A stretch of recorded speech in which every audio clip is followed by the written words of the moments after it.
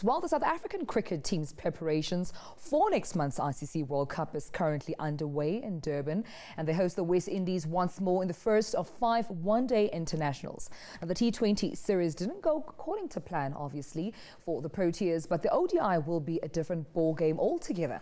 Now, a short while ago, the Proteas were 171 for 3 at stumps, but Sean Wilson is a cricket analyst, and he joins us now in studio to just discuss this even further. Sean, good afternoon. Thank you so much for your time. Oh, great to be here. Now, I mean, South Africa has a superb recent ODI track record, especially against the West Indies, if we just track it back to 2007. But how do you think they will perform in this ODI?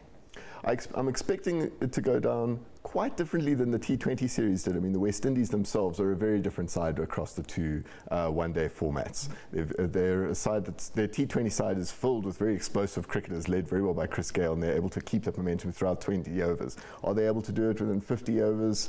To keep up that type of pace without some of their star players, which are controversially left out of the squad for this one-day series as well as the World Cup, I'm not so sure. Yeah. As for the South African side, look, I mean, a whole bunch of stars were missing for the T20 series. Pretty much the entire first-choice bowling attack was out, including stars like AB de Villiers and Hashim Amla. And you think those were some of the mistakes that were made in the T20 series? I'm not sure I would necessarily say mistakes. I mean, the Proteas have identified the T20 format as a place to blood younger players or fringe players and in terms of World Cup squad preparation, so to speak. I mean, with the cricket schedule these days, I think they've made it clear that not everyone can play every game of every format. Yeah. And they've selected the T20 to be as a kind of feeder zone, which might upset some paying fans, but that's how the Proteas work. And also it seems that going into World Cups, we are one of the favourites. Not perfect, but, you know, some of the favourites, but we just never managed to deliver.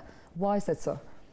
Ooh, that's an essay question right there. I mean, for one thing, I mean, down the years, looking at the World Cups, we've possibly looked at how the Proteas have reacted to pressure situations and knockout games, and they've possibly let the pressure get to them too much and have put in performances that haven't quite added up to their ability.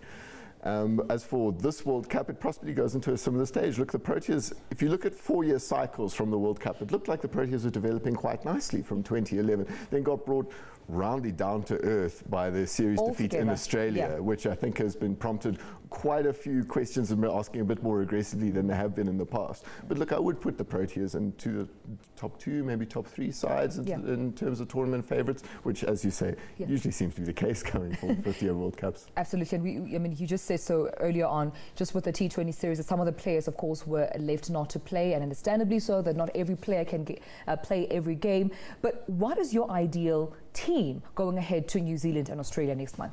For the World Cup, look, I mean, you've got to look at what the team has, what is available talent-wise, and what we can make in terms of the balance of the side. I think the side has made a subtle switch for its ODI lineup in terms of it's gone for, if today's lineup is anything to go by, they've gone for a batting all-rounder in Farhan Behardine as opposed to a bowling all-rounder in their starting 11, which they would have done with Wayne Parnell or Ryan McLaren in the past, who's recently been dropped. So that's possibly an urge towards terms of bolstering the batting lineup a little bit more as opposed to the bowling lineup, which is probably where the Proteas were being a bit deficient down the years in terms of the ODI side, in terms of having too long a tail.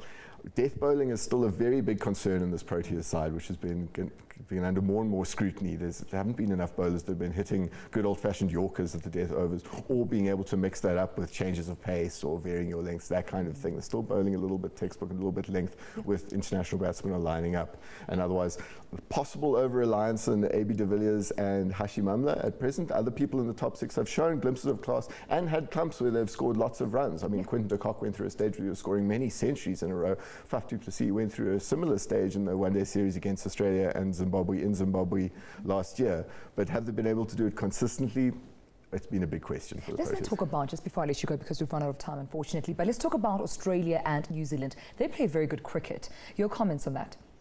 They do play very good cricket. I mean, they've got match winners throughout, especially New Zealand's development the last couple of years seems to have taken a few people by surprise. It seems usually they go into World Cups they perform well in World Cups. They are very, very consistent, but they're generally seen as the dark horse of the tournament. Now, going into this year's World Cup, that dark horse was probably being upgraded to one of the outright favourites in New Zealand. They've been players like Brendan McCullum, Kane Williamson, Tim Southey, Trent Boult. They've got some fantastic match winners throughout, and Australia as well. I mean, they've they almost try to maintain a T20 approach throughout their 50-over innings, and they get it right more often than not with this current group of players. Players like David Warner have just been in absolutely incredible form, and they are in home conditions, so it's hard not to see them as two of the big teams to beat, because the World Cup's in Australia as well as New Zealand, of course. And briefly, your winners for the ICC World Cup?